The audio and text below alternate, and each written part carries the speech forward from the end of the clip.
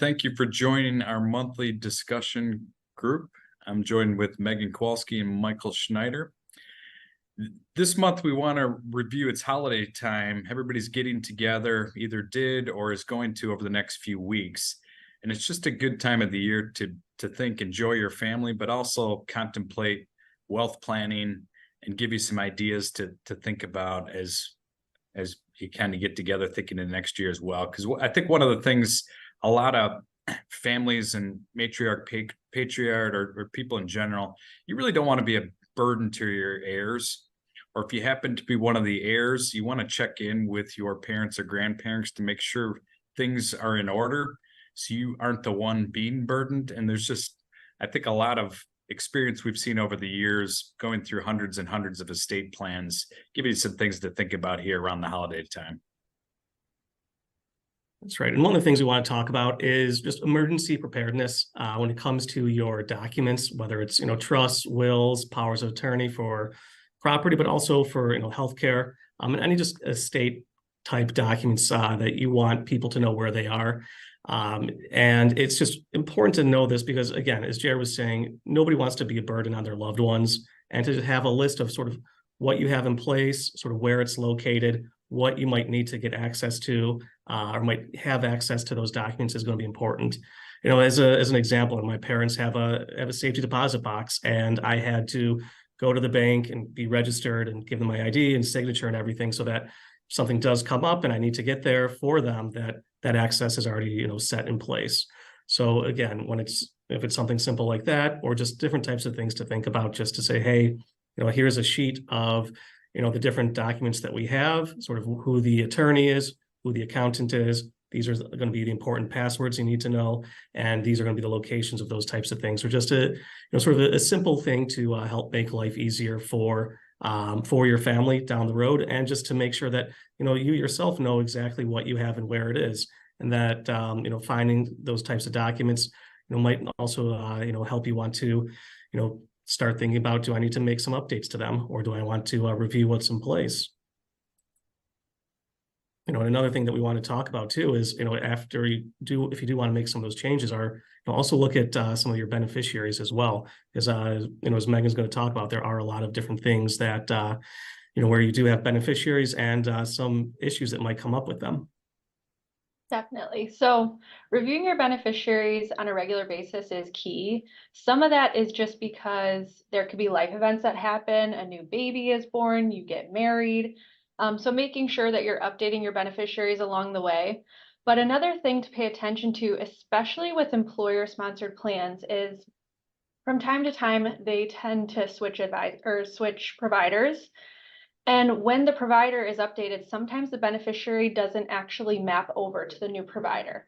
So your beneficiary could drop off, and then should something happen, your retirement account will be sitting there idle with no beneficiaries, and then it will have to go through a probate process. So making sure to review that regularly, as well as things to kind of look out for, I would say, are if you have minors listed, there are best practices with that. Retirement assets going to a minor outright can be an issue in and of itself. So there are other ways around that if you want the assets to flow to your kids in general. And then just also how everything is titled. So if you have any estate plan, this is something to coordinate with your advisor and with your estate attorney to make sure that it is actually going to flow the way you intend it. And there are little minor differences that can make a big difference with what will actually happen. So pay attention to those details and make sure to approve it with them as well, so that it is in line with what you were originally looking for. What and how many times, Megan, have we seen over the years where a divorce or something occurs and the beneficiary is an ex-spouse, and not having that updated? We've seen that many times, either life insurance policy or retirement account. And again, it's things you don't expect to happen, but we've seen many times over the years, and it's just good to have all your affairs in order, especially on beneficiaries. Yeah, and I would say especially with life insurance, if you have any privately, that's something you don't tend to think of top of mind on a regular basis, like employer-sponsored retirement plans. So making that a habit to review all of that at the same time will be very helpful to make sure everything is coordinated. And when we think about estate planning, clearly when we talk about beneficiaries of insurance and retirement plans and other things, same thing with your estate plan, right? If there's a life event, new grandchild, a change within your family, somebody might fortunately pass away. It's just a good time to make sure everything you've accounted for flows the way you want. Or if there's a new person in the family, that you're taking care of them like you are with the rest of your family. So it's just a good time to review that. Also, as a reminder, which we're going to continue to talk about probably every single month for the next 2 years, is the estate exemption getting cut in half in 2 years, making sure you're prepared for that.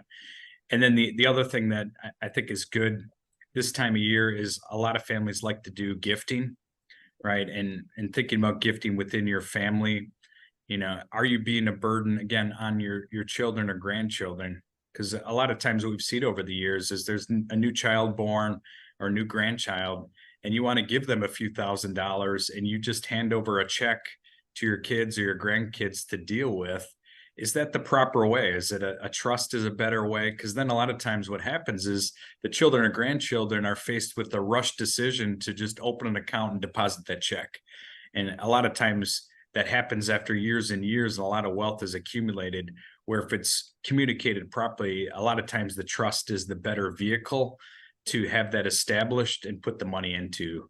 But again, the intentions are good, but the outcomes we see after years and years can create a lot of challenge for the next generation as well. That's right. And as you talk about sort of gifting, again, looking at what you want to do for 2024, that I think it's a good time as well towards the end of the year to say, hey, going to next year, are there any large purchases we're going to be making, or is there going to be any sort of change in our lifestyle that we should account for? So to incorporate sort of gifting into those types of goals and those types of conversations can help you better prepare for next year, and work with us to really align the resources that you have to those goals and make sure that there aren't any surprises there. So it's not only just for yourself, but if you're helping, you want to help your children either as save for a goal for themselves, whether it's for education for, say, a grandchild, or if you have a child that's starting a business that you want to help start up, that these are types of things just to consider as well. So as you look at next year, again, really just say, all right, there aren't going to be any large changes that we really want to account for. And with that in mind, you also look at charitable giving as well. That having more communication within the family is important. JR, I know you've got a foundation. Can you talk about what you're doing with your kids with that? Well, it's just fun. Like I said, there's not one solution for all families, but again, I think it's a good way, especially this time of the year, whether there's a purpose with certain things. I think many of you are aware my second son was born with a heart condition. So it's a good time of the year to remind, and in our case, the kids have supported families that are through medical challenges, through gifting at the end of the year, either helping the families buy gifts or kind of adopting them this time of the year, so to speak, with helping that out. And I think it's just a good way to include your kids or your grandkids in, causes that matter to your family. In our case, I think it's a good way to do that with the kids, as a reminder how fortunate they are, and then, how to help out and give back this time of year as well. And Megan, I know you've done a lot of work with donor advised funds. Can you talk a little bit how those have worked well for the families that we work with too? Yeah, so those give a lot of flexibility with where you can donate your funds. They're very easy to execute with when you want to make a donation to someone. It's something that we can help coordinate on our end through the donor advised fund. And then just to make sure that it's going into the right hands and that it's documented properly as a gift from you. So those are very easy to set up, as opposed to a foundation, which could take a little bit more work on the front end, and can give just as much tax benefits as well with help for that.